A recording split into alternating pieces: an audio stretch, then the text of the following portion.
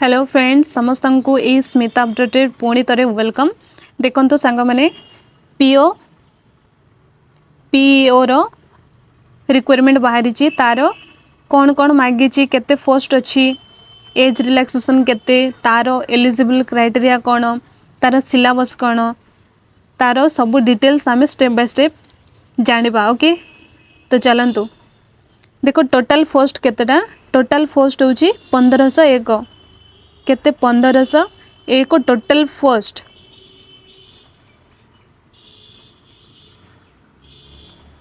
देखो organisation name हूँ देखो organisation name Odisha subordinate staff selection commission. Post हूँ पंचायत एग्जीक्यूटिव ऑफिसर पीओ। आउ वैकेंसी देखो वैकेंसीटा केते 1501। Next registration date to be notify.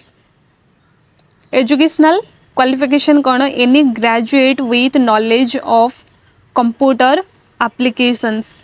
आजिकली तो समस्ते कंप्यूटर करेंगे।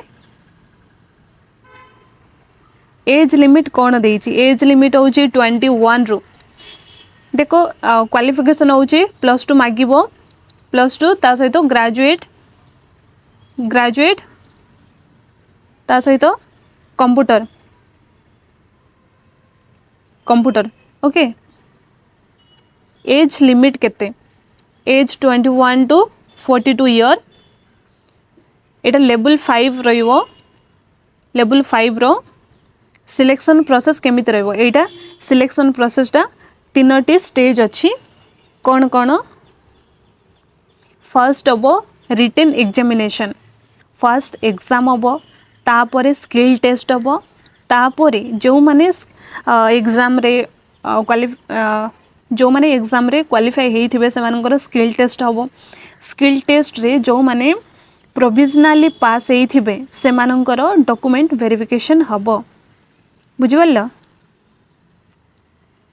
देखो तार एलिजिबल देखि नबार to be eligible to apply for the OSSC PEO requirement 2025 candidates have to fulfill the eligibility criteria in terms of educational qualification and age limit of any candidate do not fulfill the criteria their applications will not be accepted.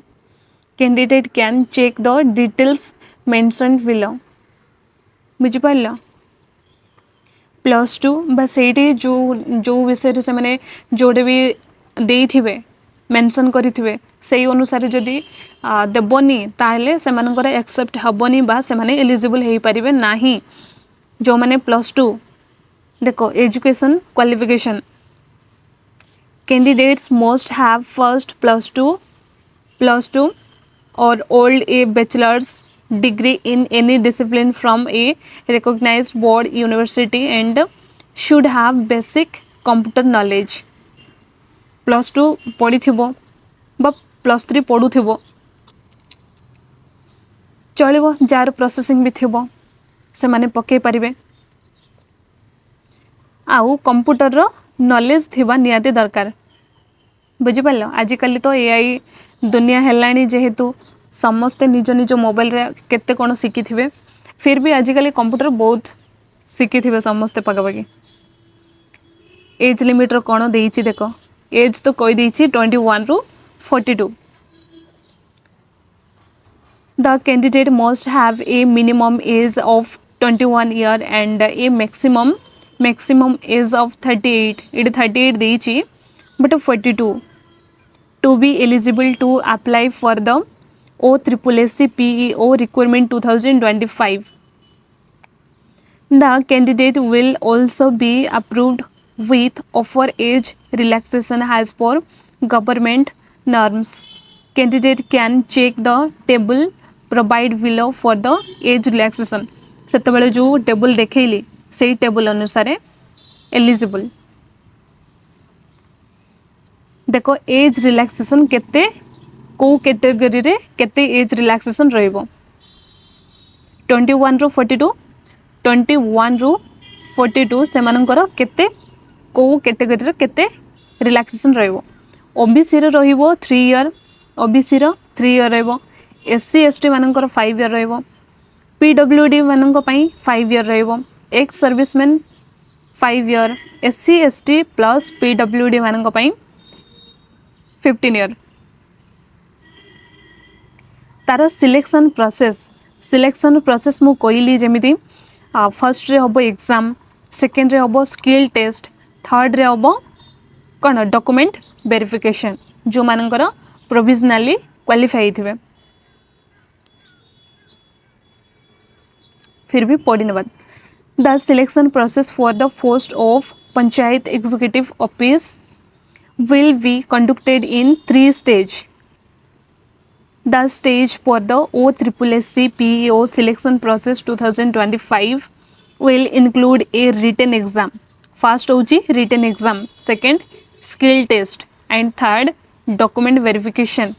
The candidate have to qualify for all 3 stages to be selected for the post of Panchayat Executive Officer PEO. Okay तीनोटी stage written skill document verification तार exam pattern दो OSSC PEO exam 2025 will be a written examination. The exam will include subjects that are English, Odia, mathematics, general knowledge and computer skills.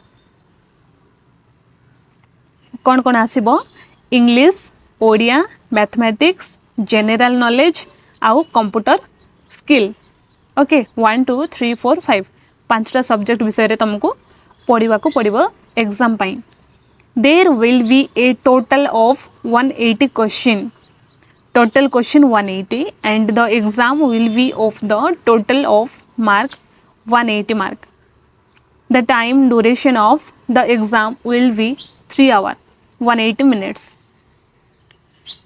180 question 180 mark 3 hour okay 3 hour 180 minutes देखो English रे केतेटा आसीबो केतेटा question को केते mark English रे देखो English होची 40 रु 40 question को 40 mark Odia 35 को 35 मैथमेटिक्स 35 रे 35 मैथमेटिक्स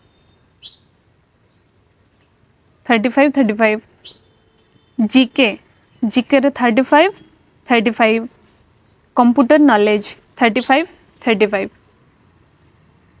3 आवर 3 घंटा रहिबो टोटल 180 देखो तार सिलेबस रे कौन कौन को चैप्टर टॉपिक देखो इंग्लिश रे कौन कौन रहिबो वर्ब रहिबो टेंस रहिबो मॉडल्स रहिबो active and passive voice subject verb agreement ता सहित connectors type of sentence direct and indirect speech comprehension article noun pronoun preposition passage रहिबो पैसेज गोटे पड़ो से पैसेज रे 400 रु 450 वर्ड भितर रहिबो तापरे ओडिया ग्रामर रे कौन कौन रहिबो देखो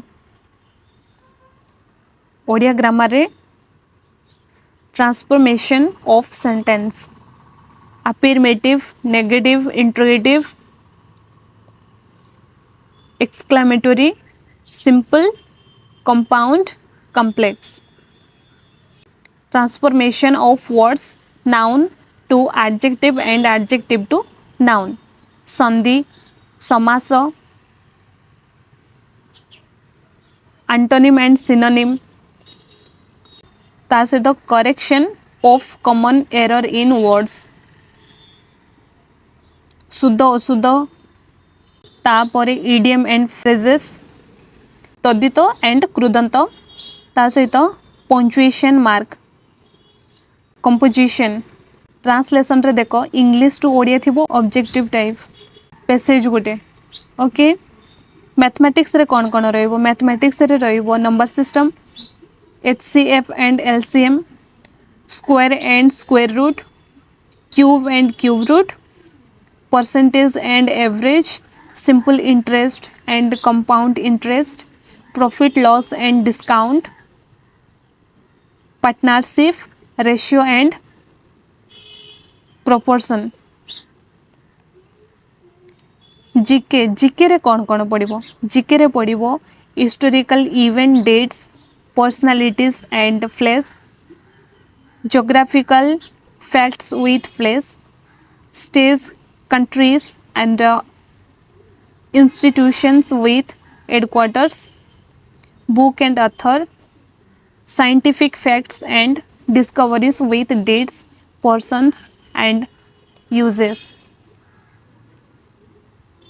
कंप्यूटर कंप्यूटर रे कौन कौन देख MS Word introduction of Windows MS Office MS Word MS Word MS PowerPoint MS Excel and MS Access एतिकी पड़िबो तो समस्ते एबेटू प्रिपरेशन जारी रखंतु टाइम सफिशिएंट अच्छी टाइम अच्छी आराम से यूट्यूब रु बहुत सारा क्लास करि परिबो एथिरे आमे ओडिया कवर करूचु जो माने चाहूचो ओडिया रो कवर करबा को तो बेसिक रु एटरे स्टार्टिंग रु आमे स्टार्ट करिचु जो माने देखिनो देखो आ आगो को जा भी क्लास हबो अटेंड करो तो जो माने लाइक करिनो लाइक गुटे करो तम सांग मान को शेयर कर दो यही PO विषय रे जानंतु आउ तांकर एलिजिबल होउथिले से माने अप्लाई करंतु ओके एमिति आगो को नुआ नुआ भलो भलो नोटिफिकेशन बा